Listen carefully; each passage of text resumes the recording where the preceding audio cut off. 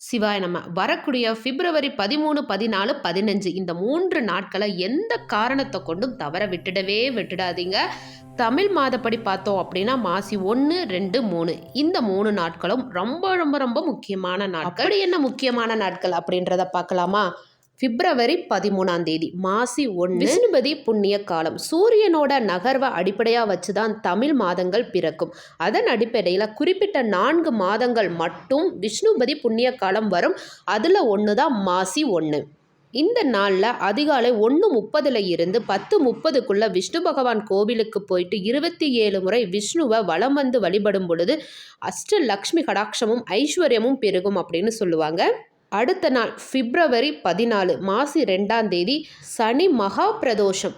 பிரதோஷங்களில் ரொம்ப முக்கியமான பிரதோஷம் அப்படின்னு சொல்லக்கூடியது சனி பிரதோஷம். இந்த நாள் சிவபெருமான முறையாக விரதம் இருந்து வழிபட்டு மாலை 4:30 6 மணிக்குள்ள சிவன் கோவிலுக்கு சென்று சிவனுக்கு அபிஷேகத்துக்கு பால், அர்ச்சனைக்கு வில்வ இலைகள் வாங்கி கொடுக்கலாம். அப்புறம் பிரதோஷனாவே முக்கியம் என்ன அப்படின்னா சோமசூத்திர பிரதட்சணம் பண்ணி சிவபெருமான வழிபடும் பொழுது சகல தோஷங்களும் நீங்கும் அப்படின்றது நிதர்சனமான உண்மை. இந்த சோமசூத்திர பிரதட்சணம் அப்படின்றது பிரதோஷ காலங்களில் மட்டும்தான் செய்யணும், மற்ற நாட்களில் செய்யக்கூடாது. இந்த அற்புதமான பிப்ரவரி 14 மறந்துடாதீங்க, அன்னைக்கு சனி பிரதோஷம். அடுத்த நாள் பிப்ரவரி 15 மாசி 3 வருடத்திற்கு இந்த நாள் எப்போ வரும் அப்படின்னு சிவபக்தர்கள் காத்துக்கிட்டு இருக்கக்கூடிய அற்புதமான நாள் தான் மகா சிவராத்திரி.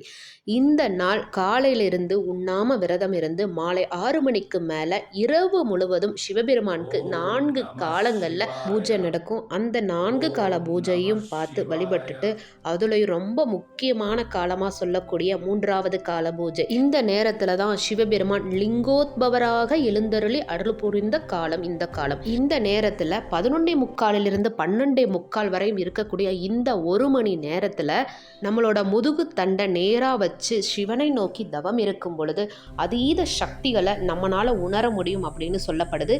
இந்த அற்புதமான நாளை தவற விட்டுடாதீங்க. பிப்ரவரி 15 மகா சிவராத்திரி. பிப்ரவரி 13, 14, 15 எந்த காரணத்தை கொண்டும் தவற விட்டுடாதீங்க. இந்த 3 நாளும் முறையாக விரதம் இருந்து விஷ்ணு பகவானையும் சிவபெருமானையும் வழிபட்டு சகல சௌபாகியத்தையும் பெறுங்க. தயவு செய்து இந்த பதிவை உங்களோட நண்பர்கள் கூடயும் பகிர்ந்துக்கோங்க. அவங்களும் பார்த்து விரதம் இருந்து பலனடையட்டும். சிவாய நம. வாழ்க வளமுடன். நல்லதே நடக்கும்.